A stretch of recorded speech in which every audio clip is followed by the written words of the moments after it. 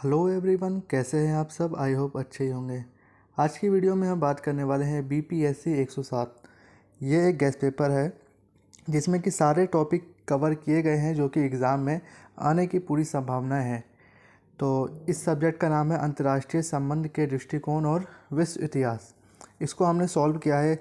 चलिए नज़र डालते हैं कि कौन कौन से क्वेश्चन इंपॉर्टेंट हैं और क्या आपके एग्ज़ाम में आ सकते हैं।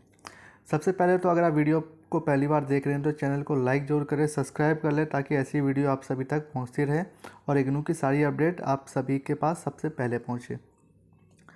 ठीक है, चलिए अब वीडियो को स्टार्ट करते हैं। देखिए, सबसे पहले जो टॉपिक है इसमें ये दिया हुआ है, अंतर्राष्ट्रीय संबंधों से प्रमुख संरचनात्मक परिवर्तन क्या है। इसको हम लोग समझते हैं। ठीक है, अंतर्राष्ट्रीय संबंध वर्तमान में एक मौलिक प्रकृति के संरचनात्मक परिवर्तन के दौर से गुजर रहे हैं। पिछली बार ऐसा मौलिक परिवर्तन 1989 और 1992 के बीच में के वर्षों में हुआ था।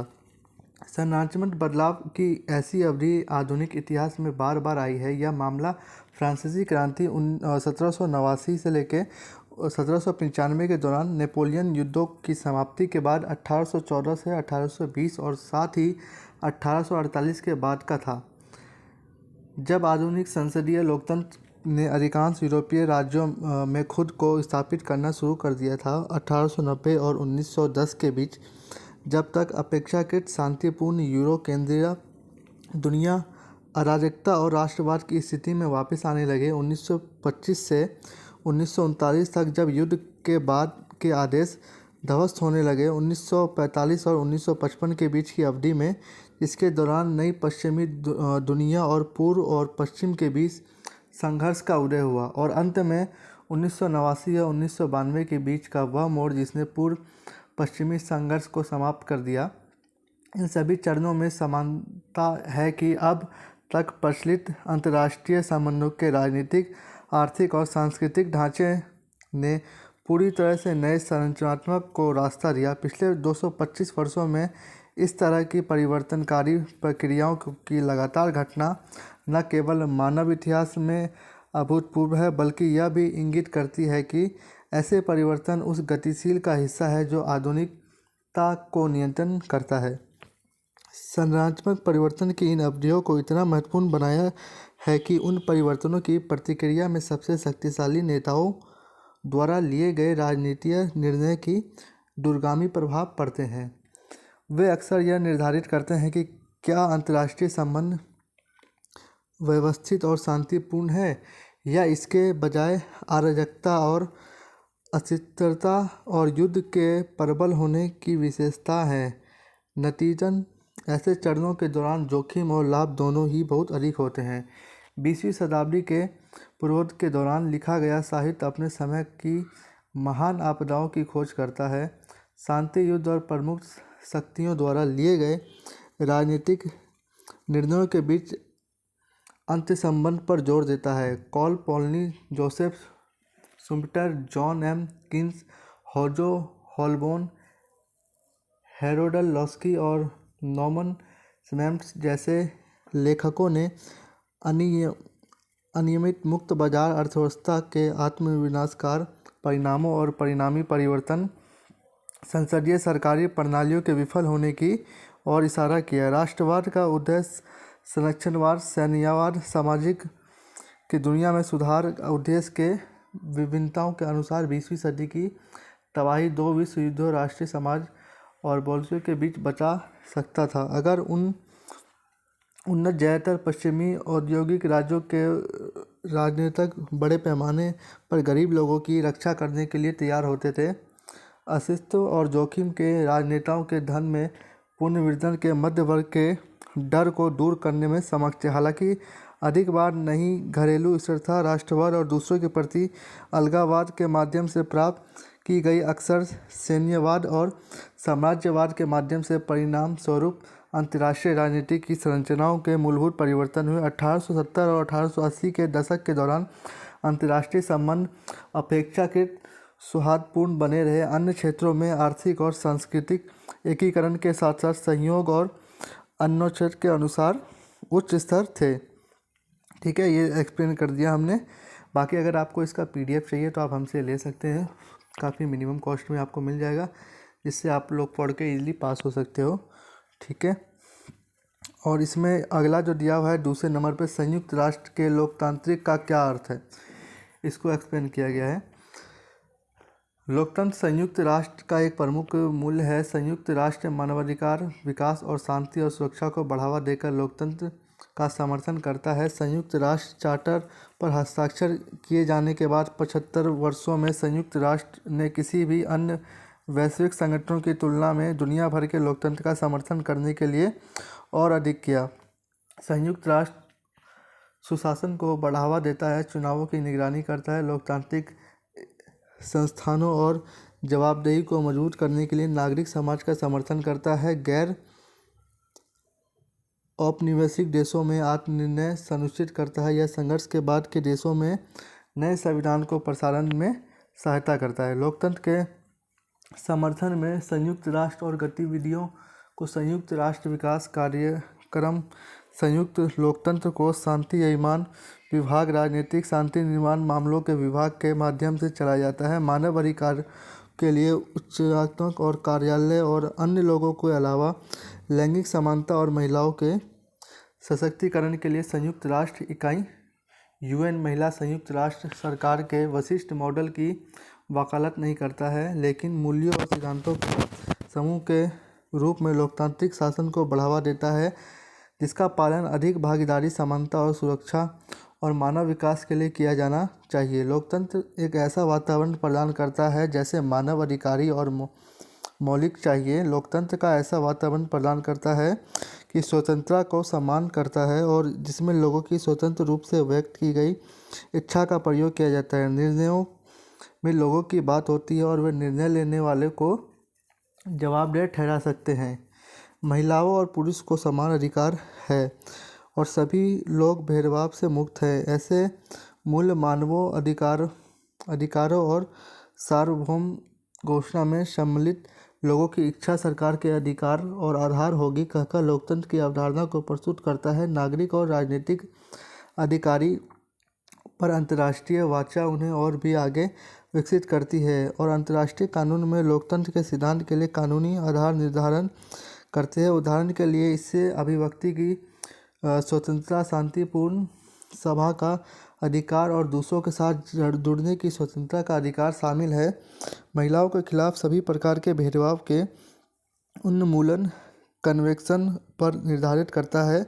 इसके 189 अनुबंध करने वाले दल पर सुनिश्चित करने के लिए सभी उचित उपाय करेंगे कि महिलाएं मतदान कर सके और चुनाव में खड़े हो सके और सार्वजनिक जीवन और निर्णय लेने के भाग ले सके, जिसमें अंतर्राष्ट्रीय स्तर भी शामिल हो।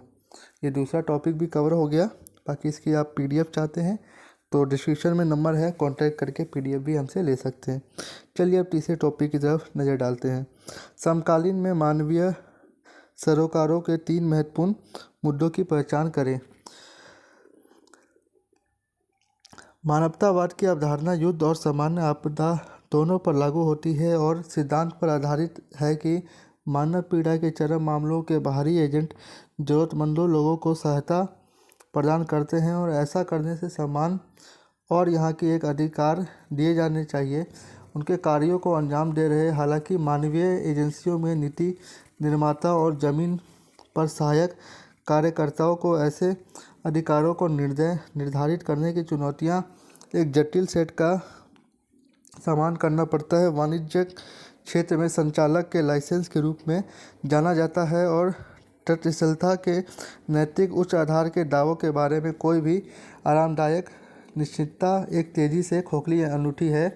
शायद इससे भी अधिक ऐसी धारणाएं अग्रिम पंक्ति के कार्यकर्ताओं के लिए बहुत कम व्यवहारिक उपयोग की है, जो अपनी व्यावसायिक गतिविधियों को परिणाम स्वरूप घात, अपहरण, निर्वासन या यहाँ तक कि अपने जीवन के जोखिम में डाल सकते हैं। न ही पुराने रोड मैप राजद एजेंसियों को इस ज्ञान के सामग्री की सहायता वापस लेना तय रखने के लिए निर्दय के उन्मुख करने में मदद करते हैं। इसका एक हिस्सा हिंसा को बढ़ावा दे रहा है या संघर्ष मुनाफाखोरों की जेब के स्तर पर कर रहा है। कोई मानक ऑफ द पैग का उत्तर नहीं है, क्योंकि प्रत्येक स्थिति को अपनी गुणों के आधार पर माना जाना चाहिए और निश्चित रूप से कोई भी सहायक एजेंसी समान देश साझा नहीं करती या प्रभावित आबादी और के साथ ठीक वैसे ही विशेषज्ञता या भागीदारी का इतिहास रखती है। सभी कारक जिनमें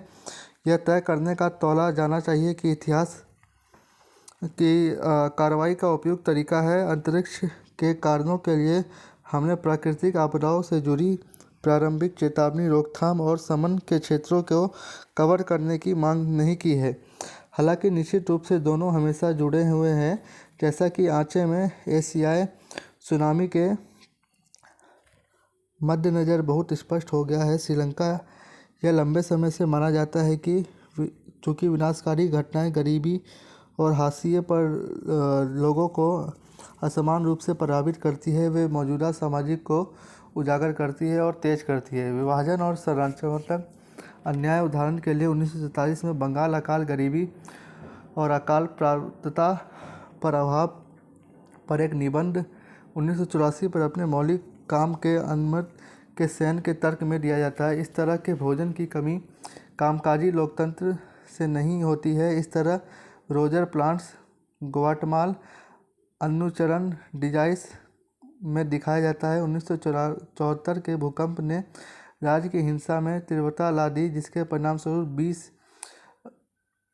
लाख क्वाल्टमेट की मृत्यु या गायब हो गई और विधवाओं और अनाथों का राष्ट्र बना। ऐसे मुद्दे के फोकस के अनुसार हमने उन प्रकाशनों और संगठनों को प्राथमिकता दी जो कि नीति उन्मूलन और शैक्षणिक संस्थाओं को प्राथमिकता देने के बजाय मानवीय प्रयासों के कुछ प्रत्यक्ष भागीदारी को दर्शाते हैं। इसके रवांडा में 1994 के नरसंहार पर साहित्य को शामिल किया है, क्योंकि यह मानवता के लिए एक ऐसी परिभाषित घटना और अक्टूबर 2001 के अफगानिस्तान पर अमेरिका के नेतृत्व वाले आक्रामकों ऑपरेशन एंड्यूरिंग फ्रीडम और मार्च 2003 के इराक ऑपरेशन इराकी फ्रीडम से संबंधित कुछ हालिया प्रकाशन, क्योंकि इसमें नीति और व्यवहार के वैश्विक परिस्थिति को महत्वपूर्ण रूप से पुनर्भाषित किया जाता है जैसे मानवतावादी एजेंसियां काम करती है। अनिवार्य रूप से हम इन क्षेत्रों में बढ़ते साहित्य की केवल एक झलक पेश करते हैं, लेकिन हम ऐसा करने की आशा करते हैं कि पाठकों और विशेष रूप में सीधे मानवीय प्रयासों में शामिल लोगों को आगे के मुद्दों पर पता लगाने के लिए प्रोत्साहित किया जाएगा। चौथा पॉइंट ये है, विश्व युद्ध से पहले अंतर्राष्ट्रीय संबंधों के अध्ययन की विशेषता की पहचान करें। अध्ययन के विषय के रूप में अंतर्राष्ट्रीय संबंधित उत्पत्ति और विकास और एक स्वतंत्र अनुशासन के रूप में कई सिद्धांत और व्याख्या अलावा वैश्विक स्तर पर घटनाओं की गतिशील प्राकृतिक और लगातार बदले दायरे की अनुसंधान की सटीक प्रकृति के बारे में पता करना और भी कठिन माना जाता है। आईआर का विकास, हालांकि यह तथ्य है कि आईआर के इतिहास का पता लगाया जा सकता है। हजारों वर्ष सुमेरियन शहर राज्यों के बीच 3500 ईसा पूर्व के बीच बातचीत की वैकल्पिकता के लिए ग्रीक शहर राज्यों के अंतर्राष्ट्रीय थे, युद्ध और शांति के मानदंडों के साथ प्रणाली, लेकिन हम की उत्पत्ति को चिह्नित नहीं कर सकते थे। इन अवधियों के लिए अंतर्राष्ट्रीय संबंध, क्योंकि ये बुनियादी आवश्यकता को पूरा नहीं करते हैं, अंतर्राष्ट्रीय संबंध कहलाते हैं। आधुनिक इंटरनेशनल का इतिहास संबंध अधिक स्थिर रूप से राष्ट्र राज्य प्रणाली की उत्पत्ति से संबंधित है।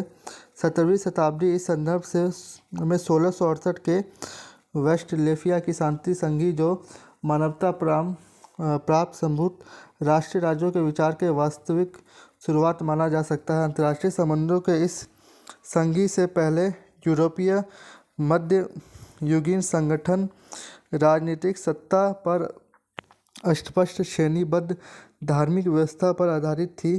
हालांकि वेस्टफैलियन संधि के बारे में भी वास्तव में अभी भी सन्निहित स्तरीय अस्तित्व में था। संप्रभुता की व्यवस्था और विशेष रूप में पवित्र रोमन साम्राज्य के भीतर, इसलिए संधि के से अधिक 1773 के यूक्रेट पर संधि पर विचार किया जा सकता था और एक उभरते हुए मापदंड को दर्शाता था। क्षेत्र की समरूपी सीमाओं के भीतर अंतिम अधिकार मूल के रूप में आईआर के कार्य के गतिविधियों के संदर्भ में अंतर है। इसलिए जरूरी है कि इंटरनेशनल अनुशासन के विकास को महत्वपूर्ण मूल्यांकन करने के संबंधित है। ऐसे ही पॉइंट दिए हुए हैं। टोटल इसमें जो पॉइंट है वो है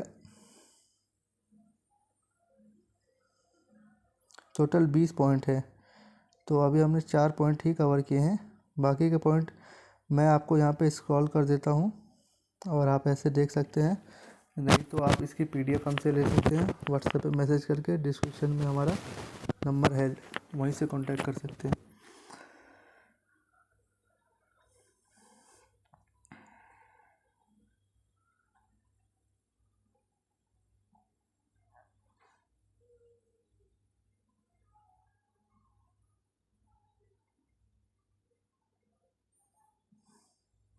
वीडियो काफ़ी लंबी हो जाती है, इसलिए हमने इसको स्क्रॉल कर दे रहे हैं। बाकी आप इसको पढ़ सकते हैं। और फिर भी अगर आप नहीं पढ़ पा रहे हैं तो आप डिस्क्रिप्शन में नंबर लेके कांटेक्ट कर सकते हैं।